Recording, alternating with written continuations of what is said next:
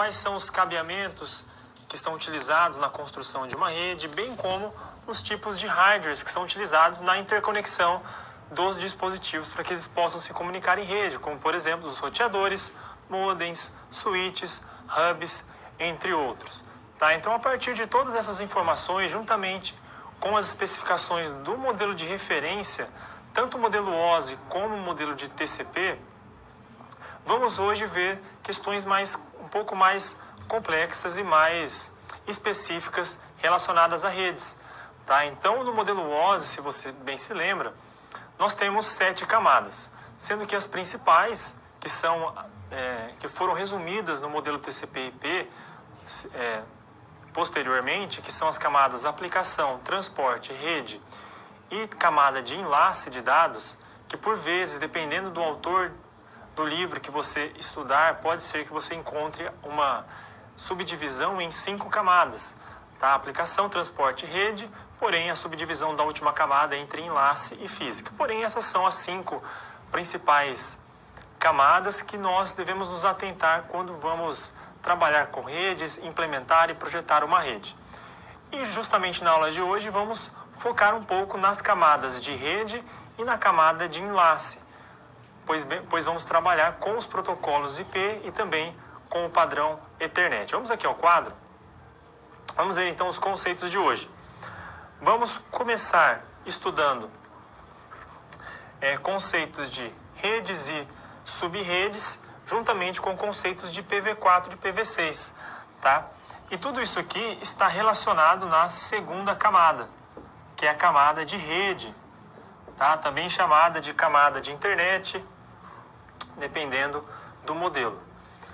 Depois vamos olhar um pouco para o padrão Ethernet, que é o padrão que está na camada de enlace, tá? Esse é um padrão que prepara o meio físico, né, que conecta os dispositivos fisicamente e prepara o meio para que assim os sinais elétricos possam ser transmitidos naquela comunicação em rede.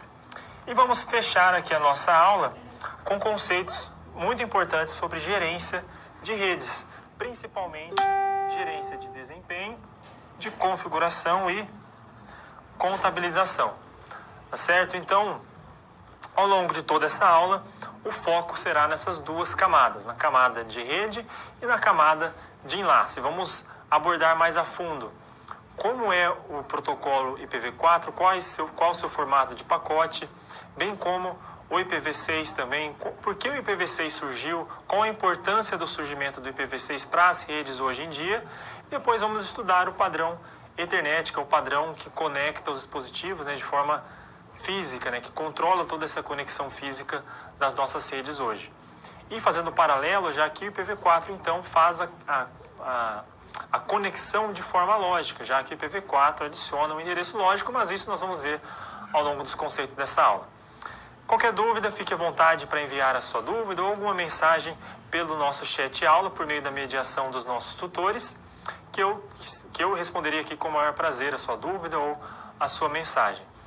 E desejo a você, então, uma boa aula. Espero que aproveite bem todos esses conceitos bastante importantes e muito interessantes também sobre como funcionam as redes. Vamos lá.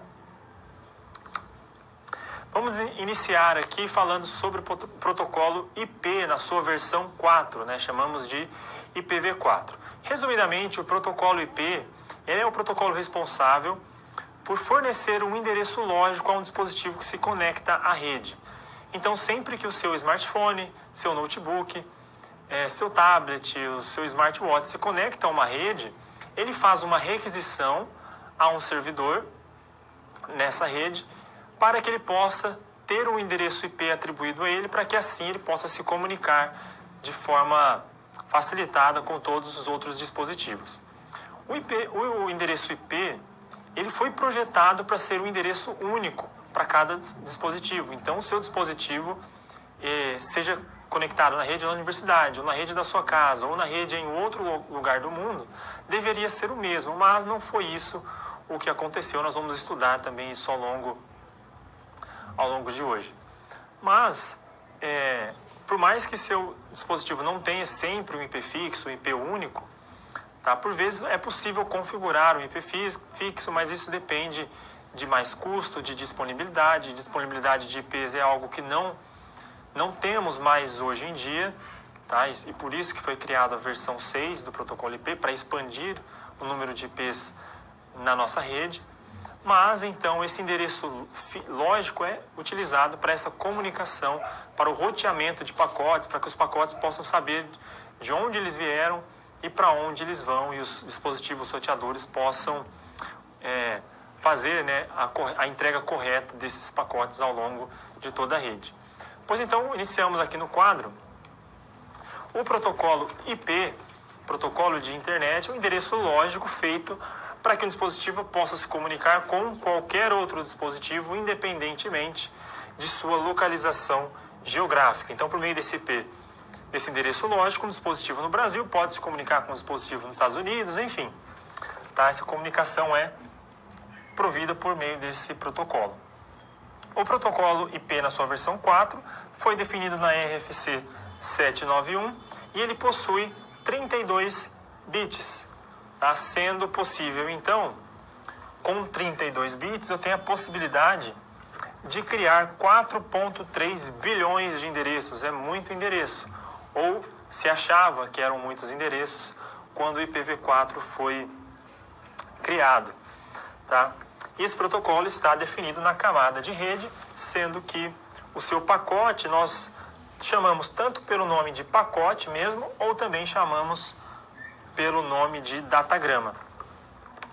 Como eu disse, ali são muitos endereços, né? 4,3 bilhões de endereços.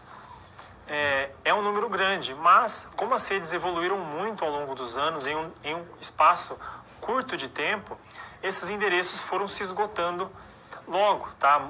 Cada vez mais nós temos muitas redes cada vez maiores, muitos dispositivos conectados ao mesmo tempo. Cada pessoa não possui apenas um dispositivo que precisa de um IP, possui 3, 4, 10 dispositivos às vezes. Então, isso acarretou no esgotamento do IP. Então, esses 4,3 bilhões não foram suficientes. Por isso, houve a necessidade de se criar a nova versão, o IPv6. Mas vamos focar aqui no IPv4 e vamos ver aqui no quadro o formato do cabeçalho do IP.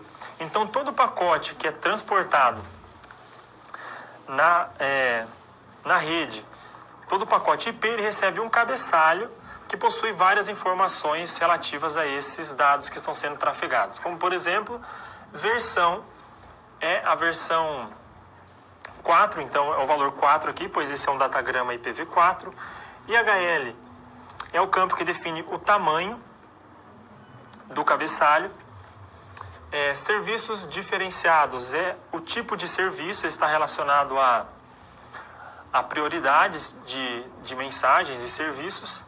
Tamanho total nos dá aqui o tamanho total do pacote IP, não, juntamente o cabeçalho, mais a parte de dados. Tá? Após o cabeçalho aqui embaixo, nós temos os dados anexados a esse cabeçalho, tá? E formam o pacote IPv4.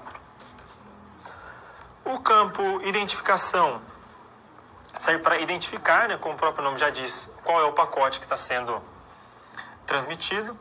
Temos duas flags aqui, a flag DF e MF. DF é uma flag que indica para que não ocorra a fragmentação desse pacote, que ele não seja subdividido em partes menores. E a tag MF indica se esse pacote ele é ainda uma parte de um fragmento ou se ele é, por exemplo, o último fragmento, se após ele já não tem mais fragmentos relacionados a esse pacote. Deslocamento de fragmento é uma opção que dá informações para que o pacote possa ser anexado novamente, né? Que esses pequenos fragmentos possam se juntar na sequência correta. Tempo de vida, TTL, quer dizer o número de saltos que esse pacote pode percorrer na rede. O número de saltos a gente entende pelo número de dispositivos de rede, né, de interfaces que esse pacote passa. Numa rede, você envia uma mensagem do seu computador na sua casa, ele vai passar pelo seu roteador, pelo modem, vai passar pelo provedor da sua internet, vai passar por vários servidores, vários roteadores, switches, enfim. Cada passagem por um roteador desse, por exemplo, é um salto. Então é importante esse campo TTL, que ele indica o número máximo de saltos que esse pacote pode ter. Ou seja, se tiver algum problema no endereçamento de destino desse pacote, pode ser que os sorteadores não encontrem o nó de destino. Então esse pacote vai ficar trafegando pela rede de forma infinita. E isso consome banda e pode degradar os serviços. Então é interessante ter o número máximo. Assim que esse pacote atinge o número máximo de saltos, ele é então descartado, já que não foi possível que ele seja entregue. Tá? Voltando aqui no quadro, para finalizar o cabeçalho do IPv4, nós temos o campo protocolo, que indica o protocolo de transporte, TCP ou UDP. Checksum do cabeçalho, que é para questões de segurança. E endereço de origem e endereço de destino desse pacote. E algumas opções aqui. Opções relacionadas a roteamento, a utilização do IPsec, que é o protocolo de segurança, entre outras opções. Continuando, então, a notação do IPv4, ela é feita da seguinte maneira. São 32 bits que são agrupados em 4 grupos de 8 bits cada. Tá? Esses 8 bits são representados em decimal, que é como você identifica. Sendo que sempre a primeira parte do endereço, não exatamente os 2 primeiros blocos, tá? Pode ser o primeiro bloco, o segundo, pode ser apenas 16 bits, 17, 18, enfim. A primeira parte sempre identifica a qual rede o dispositivo está conectado. E a segunda parte determina o endereço do host, ou seja, próprio daquele dispositivo conectado na rede. E essa subdivisão em parte de rede e parte de host trouxe a divisão do IP em classes. Então nós temos 5 tipos de classes de endereços. O endereço classe A, que ele possui 8 bits para endereçar uma rede, e os demais 24 bits para endereçar um host. Tá? Então, os endereços nessa faixa vão desde o 1.000 até o endereço 127.255 em diante. A classe B, por sua vez, ela endereça redes com 8 bits, com 16 bits e 16 bits para host. Classe C, ela pode endereçar muito mais redes, porque ela tem 24 bits para endereçar uma rede, porém, cada rede de classe C, ela tem apenas 8 bits para endereçar um host. Então, cada rede terá a possibilidade de ter menos hosts conectados a essa rede. A rede de classe D, os endereços de classe D são endereços multicast. Endereços de classe E foram reservados para uso futuro, mas que não foram utilizados. DNS, é importante falarmos sobre ele aqui, né, juntamente com o IPv4, que ele é o sistema de nome de domínio. Justamente é ele quem faz a tradução do número IP para o nome de um domínio, tá? Ou seja, o site que você digita aí no seu navegador para acessar. Então, toda vez que você digita www.google.com, o DNS faz a tradução para o endereço IP do servidor do Google, onde esse site está hospedado. Tá? E aí nós temos domínios genéricos, que são os .com, .net, .org em diante. Domínio de países, .br no Brasil, .us, Estados Unidos. E domínio reverso, que é o processo reverso à consulta do servidor DNS. Né? Ele consulta um IP para descobrir qual é o seu domínio, por exemplo. Então, essas são as características fundamentais que você precisa entender sobre o que é o protocolo IP em sua versão 4. As subredes foram uma forma de melhorar ali o gerenciamento das redes, já que as redes estavam crescendo muito, de forma muito rápida, e redes grandes são mais complexas de se gerenciar.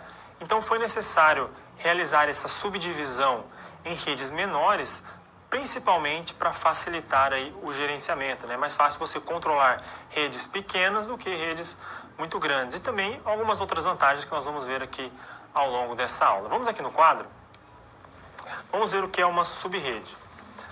Mas antes, imagine então, quando um pacote entra em um roteador, que pertence a uma rede endereçada com IP de classe D, ou seja, eu possuo 16 bits para endereçar uma rede e essa rede pode endereçar hosts com até 16 bits. Então se eu tenho 16 bits para host, eu tenho 65.536 possibilidades de hosts para cada rede classe B, que é exatamente 2 elevado a 16. Para quem que então esse roteador vai entregar o pacote? Ele vai verificar então todas as 65.000 entradas para ver qual que é a única que é o destino? Não, isso seria muito impraticável para redes muito grandes. Então, alguns bits são retirados do número do host para que se possa criar um número de subrede. E por isso que existe então a máscara de subrede, que é uma técnica para que você identifique a qual rede um determinado IP pertence. Tá? Então eu tenho aqui o endereço IP 192.168.0.101. Por meio dessa máscara eu consigo identificar a qual rede esse IP pertence.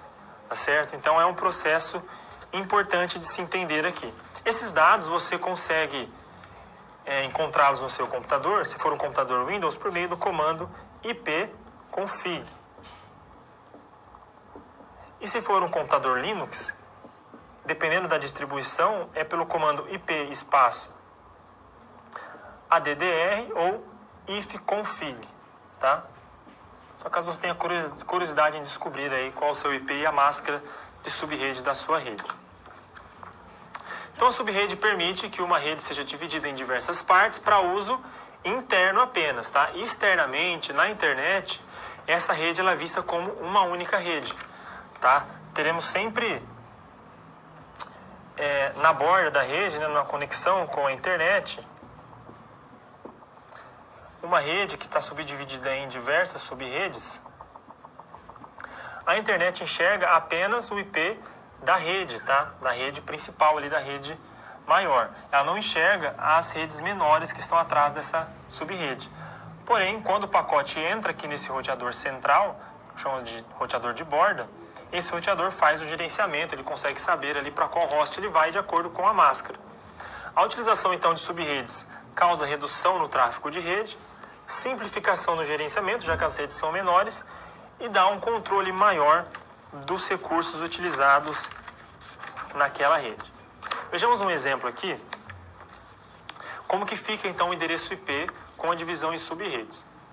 Veja aqui que eu tenho o endereço de classe B, ou seja, 16 bits aqui para a rede, e eu tenho 16 bits aqui para o host.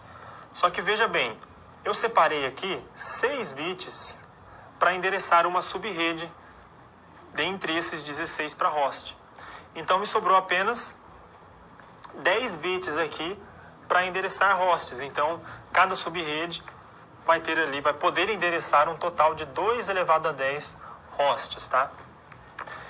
E aí esses seriam os IPs das minhas três subredes, por exemplo, aqui nessa classificação, onde a barra aqui está separando exatamente a parte de subrede com a parte do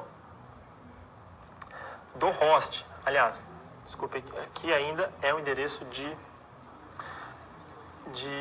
aqui é o endereço de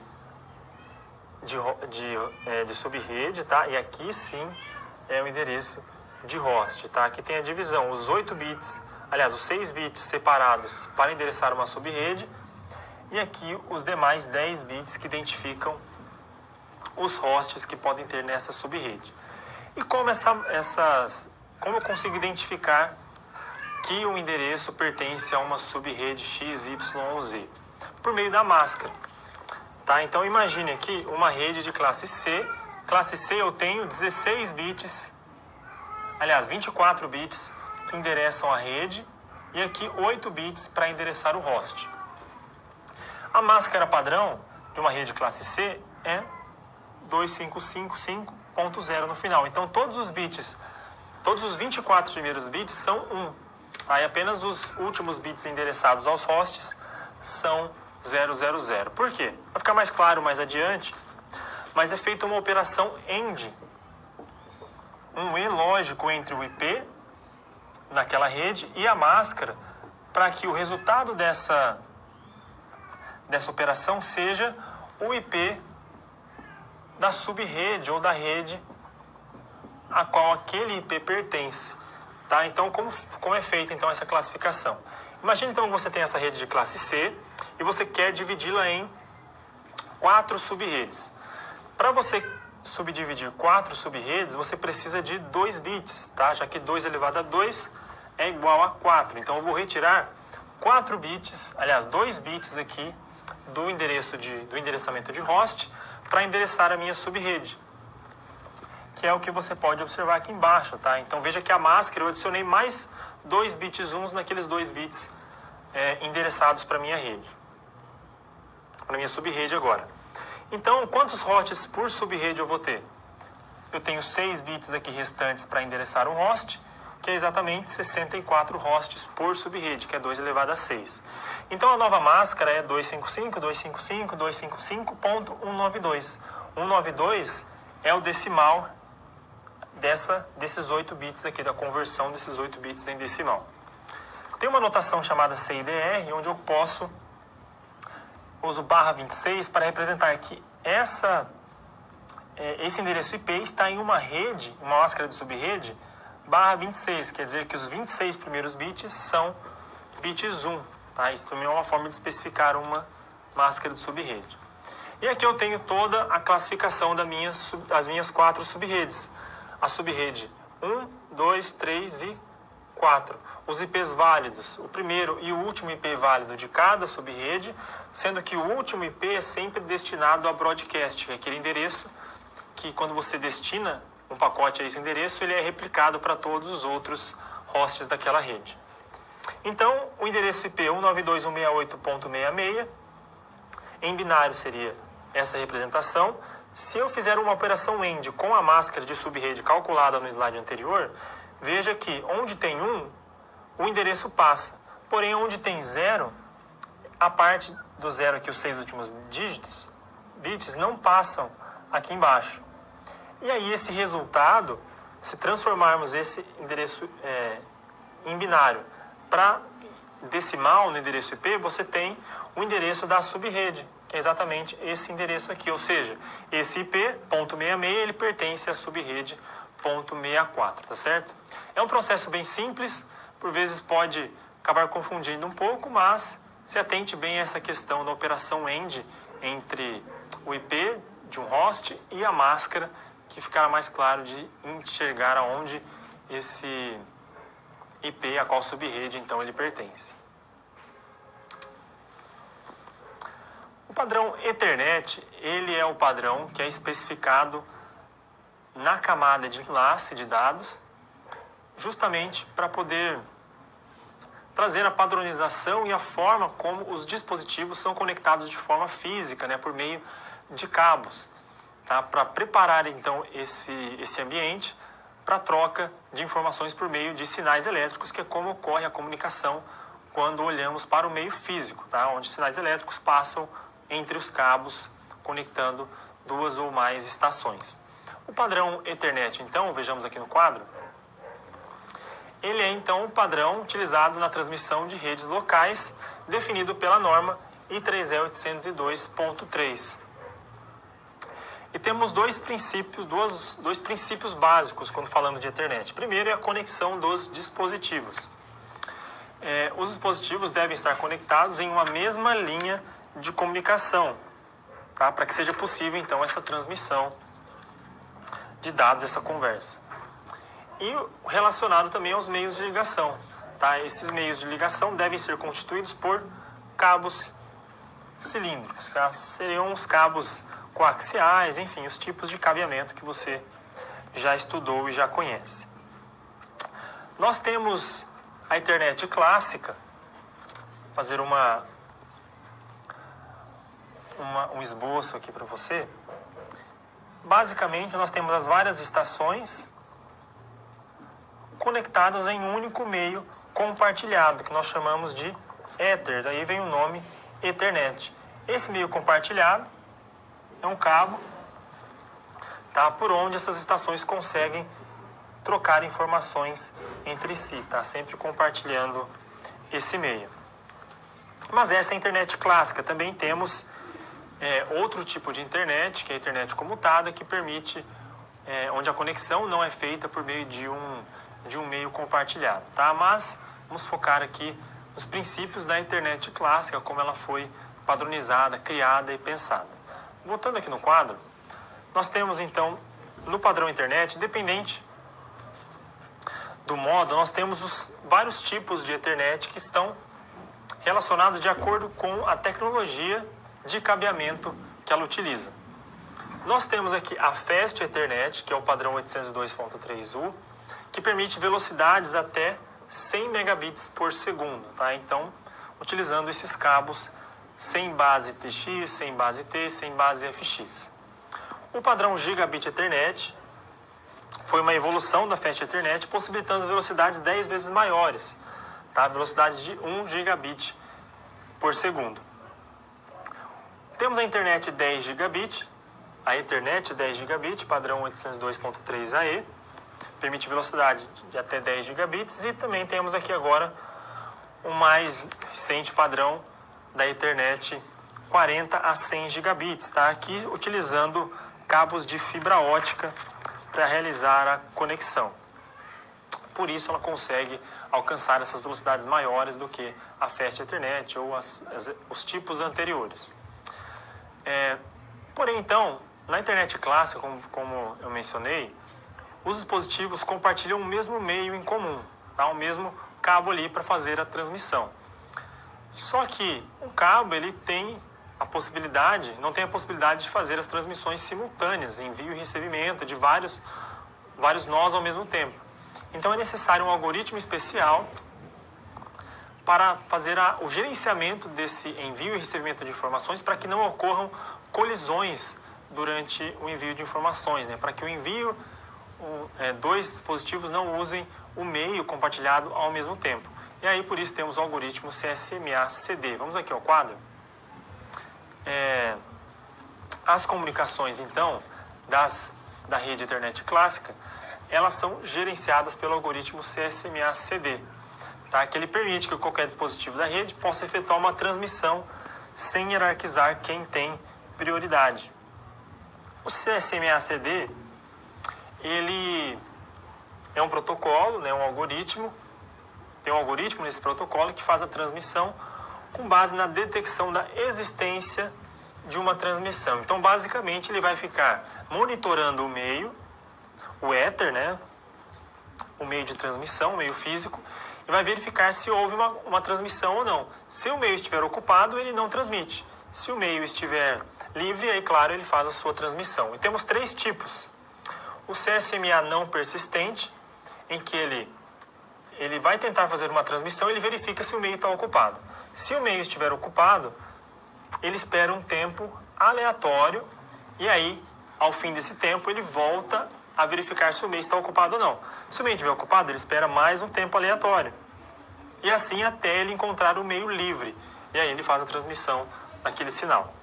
O CSMA1 persistente, o dispositivo ele fica escutando a rede até que o meio fique livre. Então ele fica ali testando o meio, fica verificando se está havendo transmissão. Enquanto ele está ocupado, ele fica ali escutando. Assim que o meio fica livre, ele já faz a sua transmissão. E o CSMA-P persistente, ele calcula a probabilidade de ocorrer uma colisão naquele momento. Então, basicamente, por meio de algoritmos estatísticos e de previsão, ele faz, então, com base na toda a utilização daquele meio, ele consegue calcular uma pequena probabilidade ali de ocorrer uma colisão caso ele transmita um sinal naquele horário, tá? Isso tem a ver, então, com o padrão de uso das redes, das comunicações, enfim. Mas, então, esse é o protocolo, ele é extremamente necessário para que a internet clássica funcione, já que ela compartilha o mesmo meio. Continuando no quadro, juntamente com o algoritmo CSMA, nós temos o CD, né? Nós tratamos como uma mesma coisa. Mas o mecanismo CD, então, é ele com que faz que os nós existentes na rede escutem a rede para que eles possam detectar colisões, tá? Essa é uma técnica conhecida como LTW, que é a escuta enquanto fala. Então, quando é detectada uma colisão, o nodo emite um pacote alertando todos os dispositivos que houve uma colisão ali, para que ninguém tente fazer nenhuma transmissão, né? Para que não ocorram colisões com mais colisões e degrade ainda mais todos os serviços daquela rede. Então esse é um algoritmo importante, necessário para o funcionamento da Ethernet clássica. Ethernet comutada foi uma evolução da Ethernet clássica. Se a Ethernet clássica, por sua vez, sempre que uma transmissão é necessária, ela deve utilizar o algoritmo CSMA/CD para escutar o meio, ver se o meio está livre ou não, para evitar colisões. Na Ethernet comutada, esse problema foi resolvido com a adição de switches. Os dispositivos switches, eles têm a possibilidade de comutar pacotes. Tá? Então, os vários dispositivos conectados a esse switch, eles não vão compartilhar mais o mesmo meio como era feito anteriormente.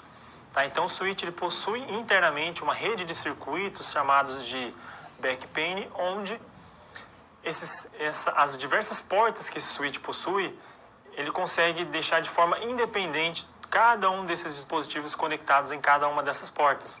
E aí permite a transmissão simultânea e evita, sim, as colisões. Vamos aqui ao quadro.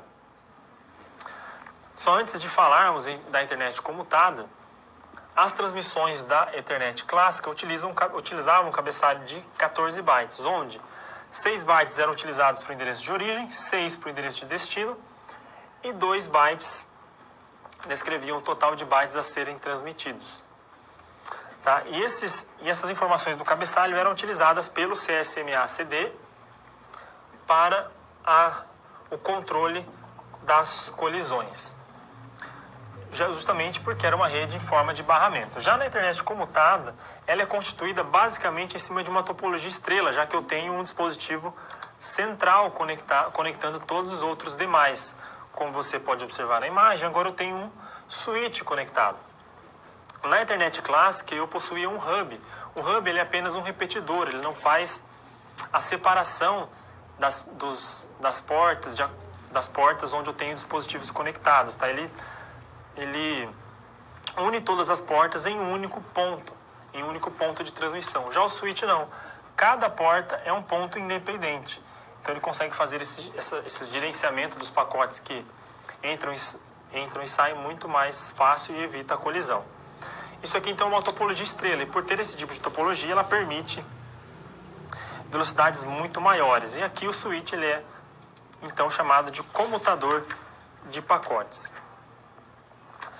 Continuando então, como agora eu não tenho a possibilidade de colisões, já que cada porta do switch é o seu próprio domínio de colisão, é importante definirmos aqui ainda o que é um domínio de colisão. Na internet clássica, com a utilização de hubs e de um meio compartilhado, os pacotes tinham a possibilidade de efetuar uma colisão. Então, toda a rede ali, no caso, era um único domínio de colisão.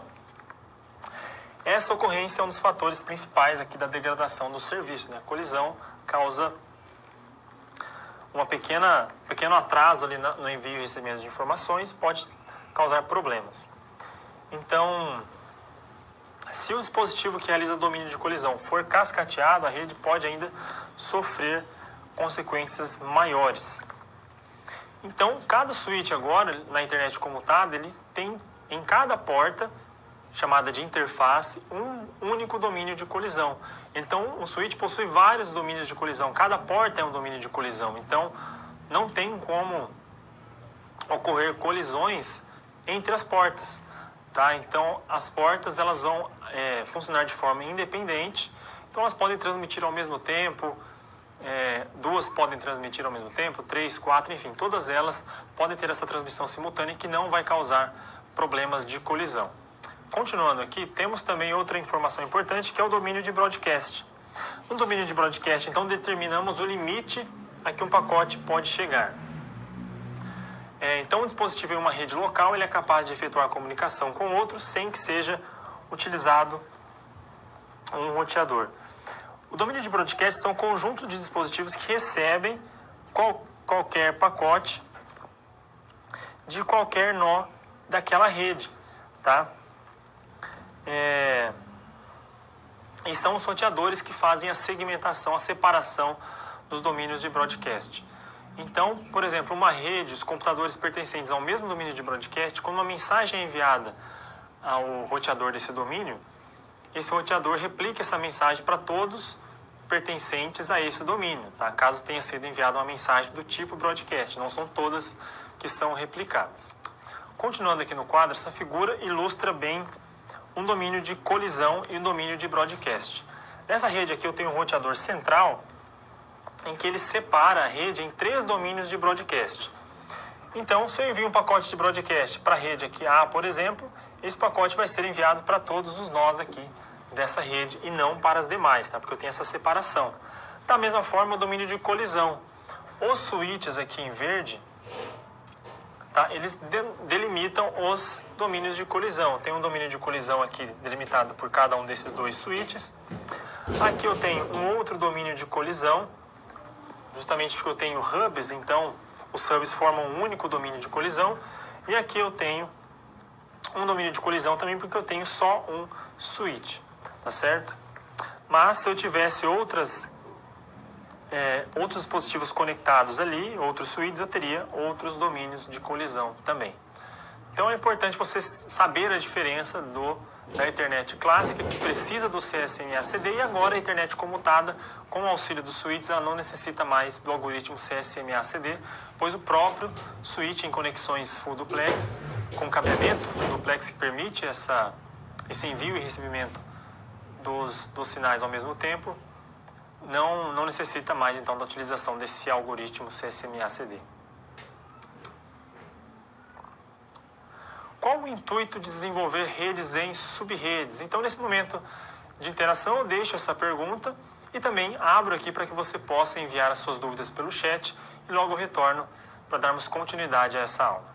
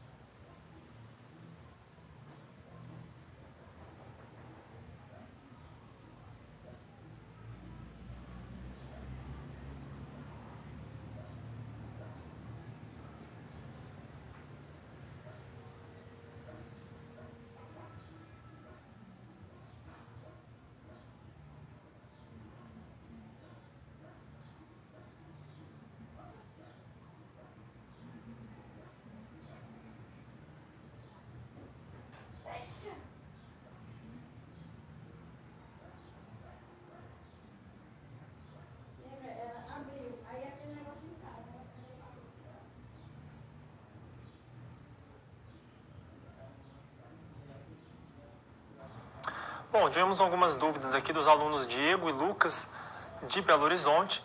Primeiro, um deles perguntou se a máscara de subrede é uma forma de você utilizar, de você encontrar os IPs na rede, localizar esses IPs. Na verdade, a máscara de subrede é uma técnica utilizada para auxiliar ali para que você consiga encontrar de uma forma mais fácil a qual rede ou subrede um determinado IP pertença. Tá? Você não necessariamente necessita dessa máscara para todos os bits da máscara e fazer aquela operação AND. Nós vimos aqui na aula que tem uma notação também, às vezes alguns lugares utilizam, que é barra algum número, barra 26, barra 18, barra 15. Esse barra indica que, por exemplo, barra 15 quer dizer que os primeiros 15 dígitos do IP são relacionados a qual rede ele pertence, e os demais são de hosts. Tá? Então essa máscara de subrede é uma técnica utilizada para que você consiga identificar a qual subrede aquele IP pertence. Ela não localiza IPs, ela determina a localização, tá, que aquele IP está. E essa localização é a subrede a qual ele pertence, tá certo? Outra dúvida foi com relação as sub-redes. Esses são os roteadores que dividem essas sub-redes.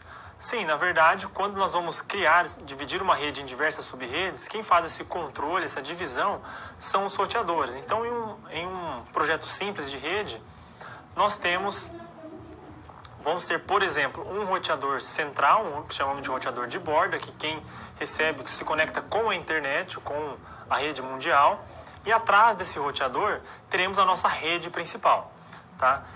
E dentro dessa rede principal eu posso ter outros 3 roteadores, e cada roteador pode ser configurado para ser de uma sub-rede diferente, tá? Então essas sub-redes estão relacionadas sim com outros roteadores, são os roteadores que fazem esse gerenciamento, justamente porque são esses dispositivos que fazem o roteamento dos pacotes, possuem as tabelas de roteamento, são eles que sabem quais são todos os dispositivos pertencentes àquela sua rede ou àquela sua sub-rede. E outra dúvida foi com relação ao que é o que é broadcast. Broadcast é um tipo especial de pacote de endereço, e quando você envia a esse endereço broadcast, quando você envia um pacote broadcast em uma rede, esse pacote ele é enviado para todos os nós daquela rede, tá? Ele não tem um destino específico, o destino são todos. Tá? Um exemplo de broadcast é quando o seu dispositivo se conecta a uma rede em algum local. Assim que ele se conecta à rede, esse dispositivo envia uma mensagem de broadcast para todos os nós conectados a essa rede, em busca do servidor responsável por atribuir o endereço IP àquele dispositivo. Tá? Então, o seu dispositivo acabou de entrar, ele não sabe para onde ele deve encaminhar os pacotes, então ele faz esse envio de broadcast. E só para responder aqui a pergunta dessa interação, as redes, sub-redes são importantes, pois ela controla o crescimento, ela evita que ocorra um desperdício de banda, né, já que as redes serão menores, então o pacote não precisa percorrer muitos dispositivos, entre outros aspectos que nós vimos aqui ao longo dessa aula. Vamos dar continuidade aqui à nossa aula, então. Vamos falar sobre IPv6. Tá? IPv6 é a nova versão do protocolo IP que foi criada para substituir então IPv4, porém ele não substitui ainda integralmente hoje. Tá? Essa substituição está sendo de forma lenta, já que todas as redes hoje, majoritariamente, elas estão sobre o protocolo IPv4. Então não é interessante, não é fácil fazer essa migração direta. O IPv6 foi necessário porque houve esgotamento então do IPv4. As redes cresceram demais, novas redes foram surgindo, tivemos muito mais redes do que foi pensado inicialmente, então foi necessário mais IPs. Já que o IPv4 se esgotou, foi criada uma nova versão de IP com maior range, né, uma maior disponibilidade de endereços. Vamos aqui no quadro. Vamos ver então que, com a popularidade da internet, o IPv4 se esgotou. Tá? E o IPv6 teve seu início ali em 1990. Mas desde 2010, algumas grandes empresas já utilizam esse IPv6. Tá certo? Ainda são poucos, mas muitos já utilizam. O IPv6 ele possui 128 bits de endereço, para o endereço. Então ele possibilita 341 decilhões de endereços. É muito endereço. E esse endereço IPv6 agora, ele é dividido em 8 grupos, tá? Entre que cada grupo possui 4 dígitos hexadecimais, tá? Não é mais em decimal a representação é hexadecimal. Veja que com 341 decilhões de endereços, uma das visões, né, por trás da criação do IPv6 é que cada dispositivo que você possua possa ter um endereço IP fixo. Tá? Então não tem mais a necessidade dos IPs estarem escondidos por trás de um NAT, que foi uma das técnicas utilizadas para se conter o esgotamento do endereço IP. Tá? Então, tendo esse grande número de endereços, toda a população pode ter facilmente um único endereço IPv6 específico para ela. Continuando aqui no quadro, o IPv6, então, como eu disse, veio resolver a escassez. Ele simplifica também o cabeçalho IPv4 para facilitar o processamento, são menos informações para se processar. Tornou opcional alguns campos que sempre estavam presentes no cabeçalho IPv4, mesmo que não fossem utilizados. Isso também dificultava um pouco o processamento, e ele veio para garantir a segurança, já que agora o IPv6 é obrigatório. Esse cabeçalho, ele possui poucos campos comparados com o IPv4. Tá? Ele tem o campo versão, que é sempre 6, serviços diferenciados, que é semelhante ao IPv4, que é a classe de serviço, para prioridade de pacotes, rótulo de fluxo para controle do fluxo de informações, tamanho da carga útil, é o tamanho apenas dos dados, ele não conta o tamanho do cabeçalho, apenas dos dados que estão anexados a esse cabeçalho. Próximo cabeçalho indica aqui se há algum cabeçalho de extensão, que são as opções. As opções do IPv4 elas tinham um tamanho fixo no cabeçalho. Agora, as opções no IPv6, como opções de segurança, de roteamento, entre outras, fragmentação também, autenticação, elas são disponibilizadas por meio de cabeçalhos de extensão, tá? Que você pode anexar a esse cabeçalho IPv6 sempre que for necessário. Limite de hops é semelhante ao campo TTL do IPv4, quantos saltos, qual o número máximo de saltos que esse pacote pode ter, e aqui temos o endereço de origem e o endereço de destino. Continuando, o IPv6 ele possui tipos de endereços diferentes do que nós temos no IPv4. O endereço unicast, ele identifica então uma única interface. Esse aqui é um endereço que é roteável na internet global, tá? Também chamado de Global Unicast. Então, esse Global Unicast é um endereço que, tendo ele no seu dispositivo, no seu computador, você consegue acessá-lo de qualquer parte do mundo, pois ele é único. Temos também link local, que é um endereço apenas para a rede local, ali que a sua máquina está conectada. Então, o endereço unicast ele faz referência a um único dispositivo. Já o tipo de endereço Ncast identifica um grupo de interfaces de nós diferentes. Eu tenho um grupo aqui em verde, mas quando algum pacote é destinado a um grupo unicast, ao endereço unicast, o pacote alcança apenas a interface mais próxima, tá? A interface que precisa de menos saltos para ser atingida. E multicast é semelhante ao broadcast, tá? Um endereço broadcast ele envia mensagens para todos os nós da rede. Mas o multicast ele cria um grupo multicast, e aí o pacote enviado a esse endereço multicast é destinado a todos os nós, mas apenas desse grupo, e não a todos os nós da rede ou subrede, que era como era feito no broadcast do IPv4. Como mencionei, o IPv4 não pode ser, o IPv6 não vai entrar em vigor de forma completa sem o IPv4 de uma forma direta, tá? Então, toda a estrutura da internet está baseada no IPv4, então não é viável essa troca imediata. Então, essa realização deve ser feita de forma gradual. Então, há técnicas para se manter então essa coexistência e interoperabilidade dos dois protocolos. Então, temos algumas técnicas hoje em dia para providenciar que o IPv4 consiga se comunicar com dispositivos IPv6 e vice-versa. Hoje temos aproximadamente 38% das redes hoje utilizam o IPv6. Então, temos um longo caminho ainda pela frente. Então, essas técnicas de coexistência e interoperabilidade são importantes. Finalizando aqui no quadro, só deixei para você aqui um resumo das principais diferenças entre IPv4 e IPv6. Tá? Então, você pode retornar a esse quadro aqui para que você tenha um resumo aí de tudo que foi discutido aqui nessa aula de hoje em relação às diferenças principais entre o IPv6 e o IPv4. Mas, basicamente, o IPv6 veio para simplificar o IPv4 e possibilitar uma maior quantidade de endereços para que cada pessoa, então, possa ter dispositivos com endereços fixos, roteáveis, né, em toda a internet. Vamos nessa resolução da nossa SCP, falar sobre técnicas de transição entre IPv4 e IPv6. Como você sabe, o IPv6 não será utilizado de forma imediata. Essa transição está sendo lenta e gradual. Então, temos técnicas para permitir essa transição. Vamos aqui no quadro, ver a descrição, então, da nossa situação.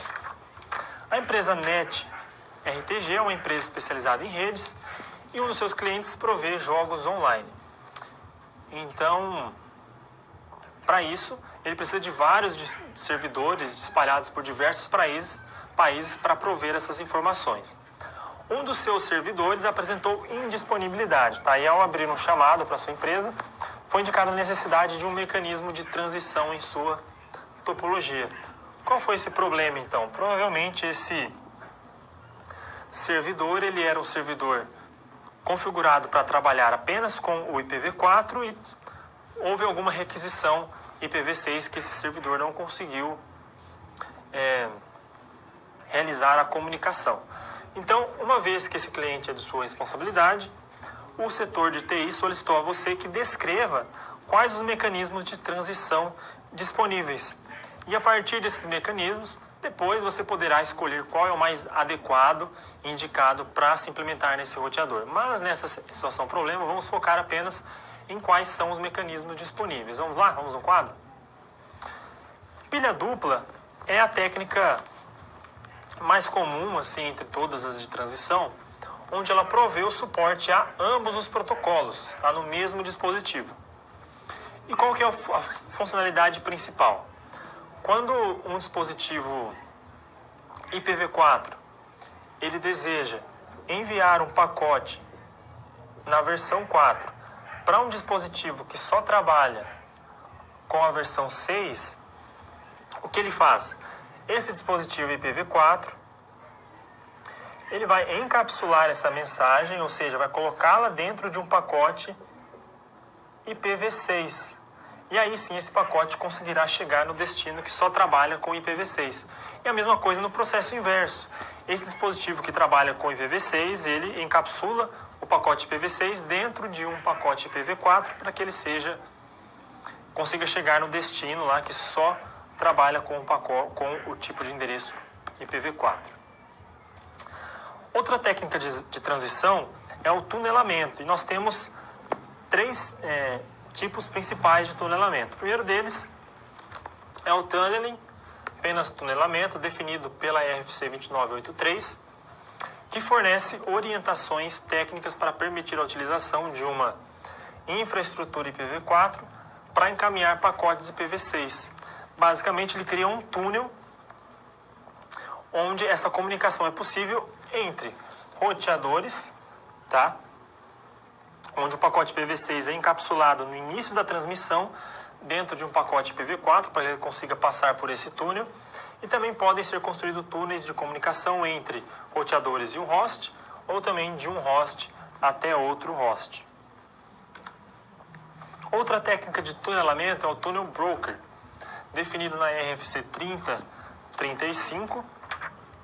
Esse mecanismo ele também parte do princípio do encapsulamento, de um pacote IPv6 dentro de um pacote IPv4, permitindo esse roteamento dentro desse túnel.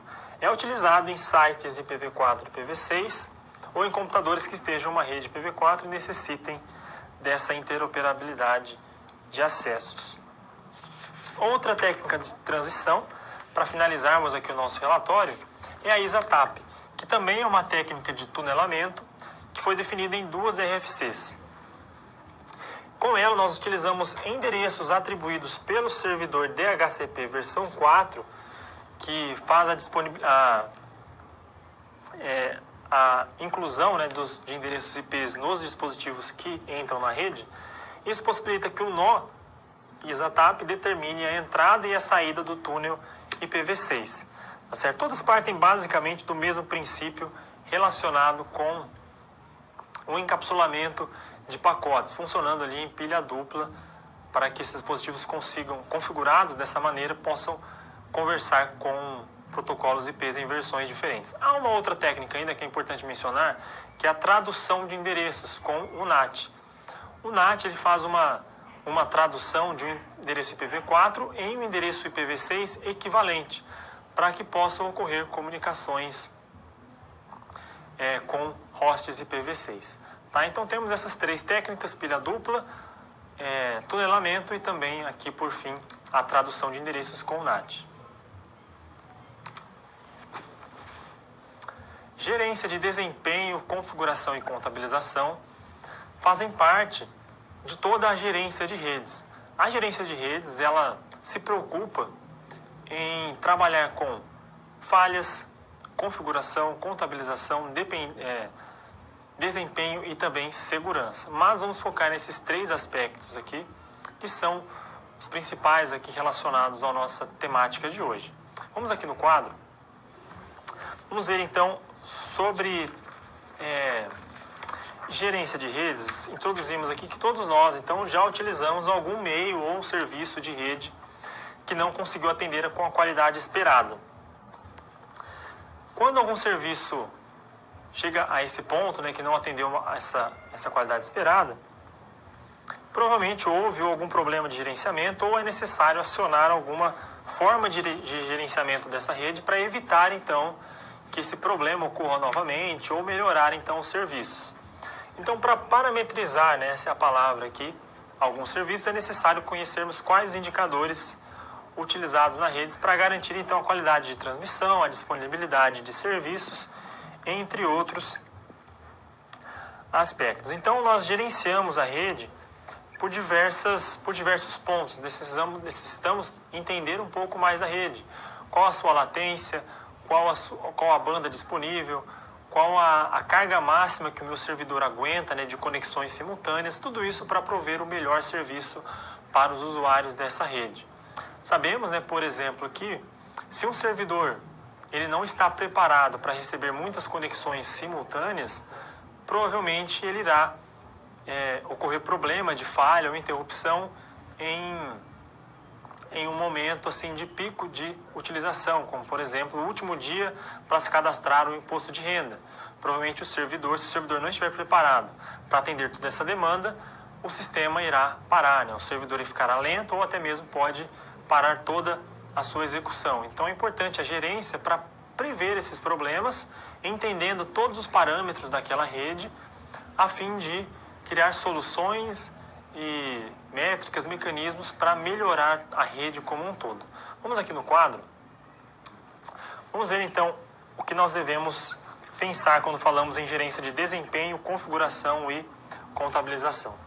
O nível de utilização é um parâmetro interessante para se entender das redes, que é onde nós podemos avaliar desde a estrutura até os dispositivos conectados, né, por meio de testes de injeção de determinado tráfego, para descobrir qual a taxa máxima suportada, qual o tempo de deslocamento, qual o tempo de recuperação de falhas, entre outros.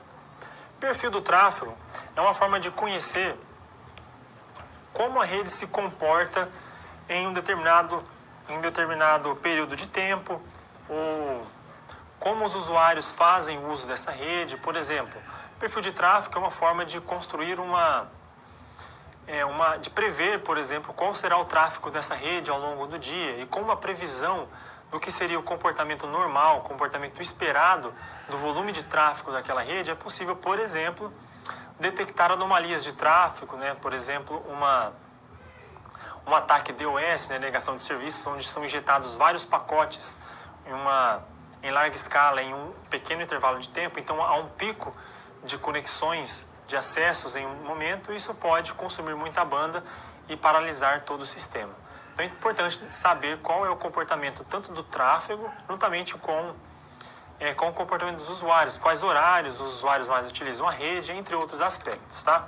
Continuando no quadro, outro parâmetro importante é a vazão. A vazão é a quantidade de dados transferidos entre dispositivos em determinado tempo. Tá? E a taxa de transferência pode ser menor do que a largura de banda devido a perdas e atrasos. Perda de pacotes.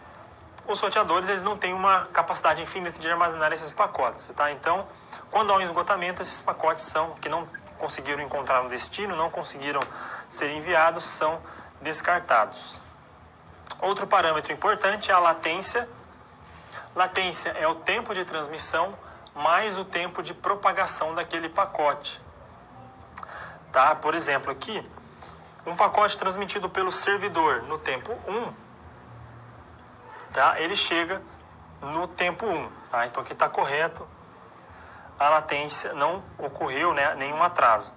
Porém, né, dependendo da latência, da conexão naquele momento, um pacote aqui enviado no tempo 2, ele só vai chegar ali no tempo 5 aqui, por exemplo. E o pacote enviado no tempo 3 chega apenas no tempo 4, chega ainda antes do pacote que foi enviado antes dele. Então, isso são casos de latência. O jitter é a variação, então, no tempo e na sequência de entrega de pacotes, tá? Que está associado aqui com a latência, que também está associado aqui a esse gráfico, tá? Onde os dois pacotes aqui desse exemplo chegaram ao destino na ordem trocada.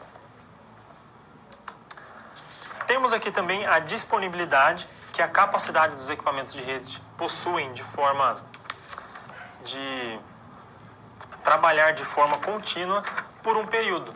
A disponibilidade é calculada por meio dessa fórmula, onde eu tenho o MTTF, que é o tempo médio para falhas, e o MTTR, que é o tempo médio para reparos, tá? Então a rede ela tem essas métricas que já são calculadas, né? Quando uma falha é encontrada, o administrador de rede, né, ao tentar corrigir essa falha, ele consegue encontrar o tempo médio para reparo, né? Faz uma média ali mais ou menos de quanto tempo ele leva para reparar aquela rede. E o tempo médio para falhas é o tempo que o administrador leva para identificar uma falha naquela rede, tá? Essas duas métricas juntas na fórmula dão o valor da disponibilidade em porcentagem, né? Se a rede fica disponível 98%, 99% ou menos, enfim, tá? Vamos aqui continuar no quadro. Outra questão importante é o QoS, que é a qualidade de serviço da rede, que são conjuntos de regras, mecanismos e tecnologias que tenham o propósito de utilizar os recursos de forma eficaz e econômica, tá? Tudo isso reflete na qualidade daquela rede. E por fim, para finalizarmos essa questão de gerência, temos o VLAN Trunk Protocol, que é o protocolo para gerenciar aqui VLANs. Uma VLAN é uma rede virtual, tá? E esse VLAN Trunk Protocol, né, o VTP também, de forma resumida, é um protocolo de camada 2, desenvolvido pela Cisco, tá, para a configuração dessas redes locais virtuais para facilitar a administração. Então aqui ele reduz a administração de uma rede comutada, porque ele dá mais controle no sistema. E esse controle é justamente porque ele possui uma interface cliente-servidor. Eu tenho um servidor aqui, tá, que trabalha, né, com vários clientes, que são as minhas redes virtuais. Então sempre que uma configuração é feita nesse servidor, eu faço uma configuração, ela é replicada aos clientes. Eu não preciso, então, por exemplo, configurar todos os clientes. Eu faço uma configuração nesse servidor e ela é replicada. Isso facilita muito a gerência de todos os aspectos relacionados a redes. Bom, esses são os aspectos fundamentais da gerência de redes, né, quando falamos de configuração, desempenho e contabilização. O acesso remoto com o protocolo SSH é muito importante, pois ele permite que você acesse uma máquina localizada em uma outra rede, tá? Fora da sua rede local, né? Acesse de forma remota. Vamos ver aqui então como esse acesso remoto pode ser feito por meio desse serviço, desse protocolo, de uma forma simulada, que eu vou tentar simular aqui duas máquinas para que elas possam se conversar por meio desse protocolo. E com esse acesso remoto você pode acessar todas a máquina de forma integral, pode criar arquivos, recuperar arquivos, inserir arquivos, criar pastas, diretórios, enfim. Vamos aqui no quadro, vamos ver a descrição da nossa situação. Veja que você é um administrador de rede e uma universidade possui um servidor Linux configurado para capturar o tráfego de rede, tá? Para que você possa entender, então, um dos parâmetros de gerência, que é o perfil de tráfego daquela rede, para que possa detectar erros e anomalias de tráfego. Como você está trabalhando em home office, durante um período é necessário que você configure uma forma de acesso remoto a esse servidor na universidade, para que você possa realizar eventuais configurações e verificações do tráfego que foi recolhido por aquele servidor. Como isso pode ser realizado? Com o SSH, por meio de um cliente SSH. Tá? Ele é um protocolo que permite esse acesso remoto com segurança, tá? Pois ele utiliza criptografia para realizar esse acesso. E um cliente SSH mais utilizado, que é o PUT, tá? É um cliente SSH próprio para o sistema operacional Windows, que é o que eu vou demonstrar aqui para vocês no computador, tá? Então, vamos aqui no computador. Eu vou tentar simular essa comunicação entre duas máquinas. Como eu não tenho duas máquinas aqui para fazer a verificação, eu vou utilizar uma máquina virtual, tá? Dentro do meu próprio computador, para que eu faça do meu computador local, do meu desktop aqui, do meu host, para que ele consiga acionar esse meu cliente aqui, que vai ser uma máquina virtual Linux, tá? Para isso eu vou conectar aqui na rede do meu celular rapidamente, só peço alguns instantes e um pouco de paciência sua, pois a rede aqui da universidade ela é bloqueada, tá? Então tem uma série de bloqueios para garantir a segurança, então eu não consigo fazer a configuração necessária da minha máquina virtual. Então vem aqui, nas configurações do meu VirtualBox, caso você queira fazer esse teste na sua casa, você precisa vir aqui em redes e trocar o tipo de adaptador de rede aqui, tá? Por padrão é o NAT, mas você precisa utilizar o Bridged e escolher o controlador de rede da sua máquina, tá? Então, feita essa configuração, você inicia aqui a máquina. Enquanto ela inicia, você pode, após o início, né, eu vou fazer a conexão então por meio do cliente SSH aqui, que é o PUT, tá, que é próprio do Windows. Ele é bem fácil, ele não precisa instalar, tá? Ele tem uma versão executável que é bem fácil de baixar. É só você fazer uma pesquisa rápida no Google, tá? Colocar ali ele vai te levar ao site de download e vai ter duas opções. Você pode instalar no seu sistema ou pode baixar a versão executável. Ele é bem leve, não necessita nenhuma instalação complexa e é bem fácil de utilizar, como você vai ver aqui na aula, tá? Enquanto a minha máquina virtual inicia, só dar uma informação aqui para vocês. Eu já utilizei bastante esse serviço remoto com SSH. Eu precisava, na época do meu mestrado e doutorado, eu tinha um servidor próprio para o meu trabalho na universidade, e às vezes eu precisava acessar esse servidor que não estava localizado na minha sala, tá? Estava na sala da TI da minha não ele ficava coletando pacotes do switch ali que controlava toda a rede da universidade. Então, para não precisar, né, ir até o espaço físico na TI, conectar e receber os dados desse roteador, desse computador, desse servidor, eu acessava do meu laboratório com SSH de forma remota, e é uma forma bem simples, tá? Vamos voltar aqui ao computador. Acho que agora a minha máquina virtual já iniciou. Só logar aqui no meu usuário. Aquela configuração, né, do tipo de adaptador de rede é utilizada para que a sua rede possa ter o endereço IP associado a ela, tá? O endereço IP aqui de acordo com a sua rede. Para saber o IP da máquina, é só vir aqui no terminal.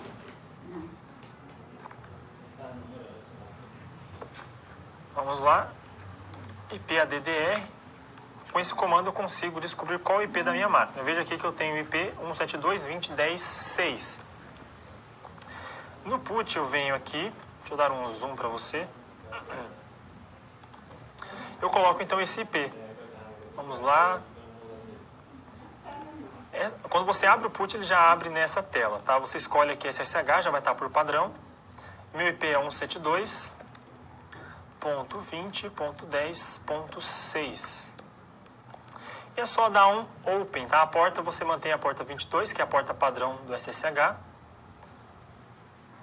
Ele vai tentar fazer a conexão. Vamos ver se vai funcionar. Beleza, tentou se conectar à minha máquina, tá? Ele vai pedir aqui, então, eu estou no Windows agora. E ele vai pedir o login. O login da minha máquina Linux é Gilberto. Depois ele pede a senha. E E pronto, já estou dentro da minha máquina Linux, da minha máquina virtual, tá? Veja aqui. Na minha máquina Linux, se eu der um ls aqui no diretório principal, ele me lista todas as pastas que eu tenho. Área de trabalho, documentos, teste aula, enfim. Se eu voltar aqui no meu put,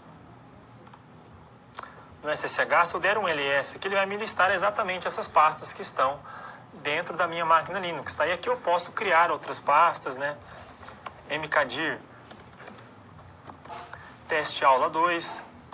Então ele criou uma pasta, veja aqui, teste aula 2, tá? E essa alteração, claro, reflete aqui na minha máquina virtual. Se eu der um ls aqui dentro, veja que teste aula 2 apareceu aqui, tá? Então eu tenho controle completo aqui do meu sistema por meio do SSH, desse acesso remoto a essa minha máquina. Então é uma forma bastante fácil e rápida de utilizar quando você necessitar desse acesso remoto entre duas máquinas, certo? Esse exemplo com a máquina virtual foi apenas para que você visualize esse acesso, já que eu não tenho duas máquinas disponíveis para realizar essa demonstração. Mais uma pergunta para você refletir enquanto eu vejo as dúvidas aqui do chat. Você sabe exemplos da utilização de mensagens de broadcast? Enquanto isso, vou voltar aqui no nosso chat aula, ver se tem mais alguma dúvida e logo eu volto com você.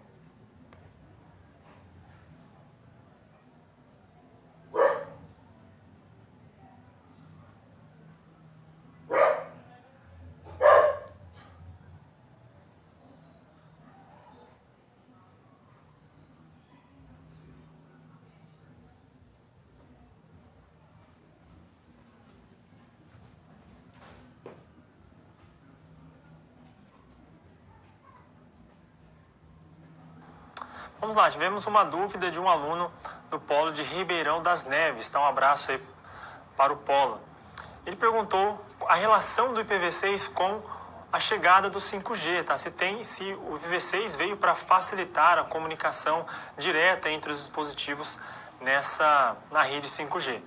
Exatamente, esse pensamento seu está correto, já que o IPv6 parte do princípio que vai de acordo com os princípios do 5G e da internet das coisas, tá? Onde na internet das coisas nós temos vários dispositivos, as várias coisas ao nosso redor podem se comunicar umas com as outras. E como elas vão se comunicar? Por meio de um protocolo, de um endereço lógico, que é o IPv6.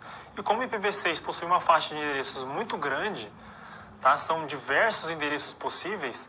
É possível, então, a partir dele, que cada dispositivo, cada coisa que você tem na sua casa, né, na sua rede, possa ter um endereço IP próprio para haver, então, a comunicação direta em qualquer parte do mundo, sem a necessidade de serviços como o NAT, que era e é ainda utilizado no IPv4. Então ele vem para facilitar bastante essa conexão direta de uma forma mais simples, já que o pacote é menor, há menos opções, então o processamento é menor, já que dispositivos na internet das coisas, juntamente com 5G, parte do princípio da utilização de sensores, que são dispositivos com baixa eficiência energética, então não pode haver ali um consumo muito grande de energia em termos de processamento. Então também o PV6 ajuda um pouco nesse aspecto, tá? Então vem sim para trabalhar junto aí com os conceitos de 5G,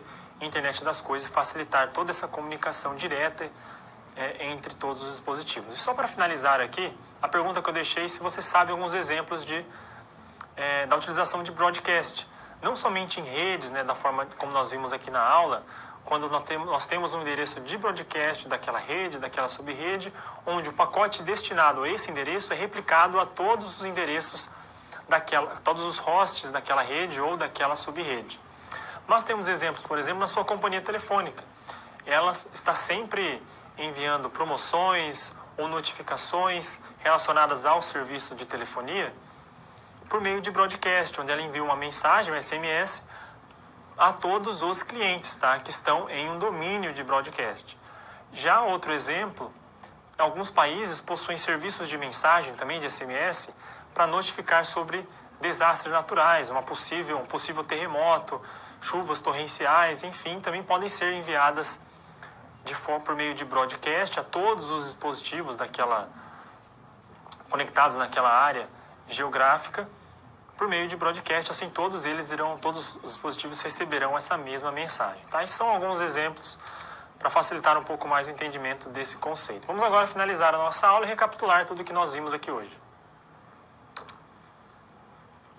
Recapitulando os conceitos, trabalhamos com muita coisa, tem vários conceitos difíceis de se perceber, então vai requerer um estudo um pouco com mais calma, com mais paciência, para que você consiga entender então de forma completa tudo que nós vimos aqui hoje. É bastante conteúdo, eu sei, mas por outro lado é algo interessante. É interessante você saber como funciona cada parte da comunicação nas nossas redes, né?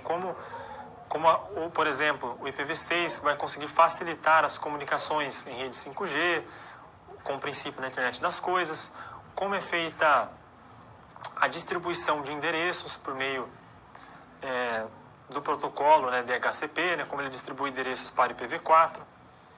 Também como você pode fazer acesso remoto por meio do serviço SSH, entre várias outras formas.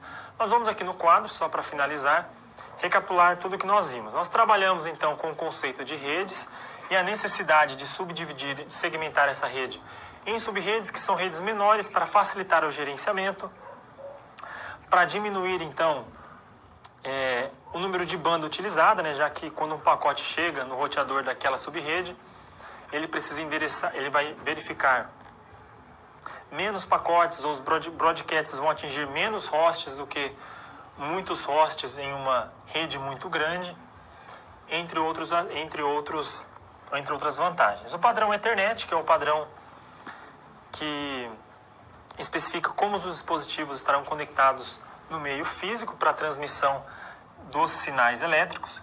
As diferenças entre IPv4 e IPv6. Trabalhamos com a gerência de desempenho, configuração e contabilidade, quais são os parâmetros mais importantes em uma rede para auxiliar na gerência, como latência, vazão, tempo de resposta a falhas, tempo de recuperação de falhas.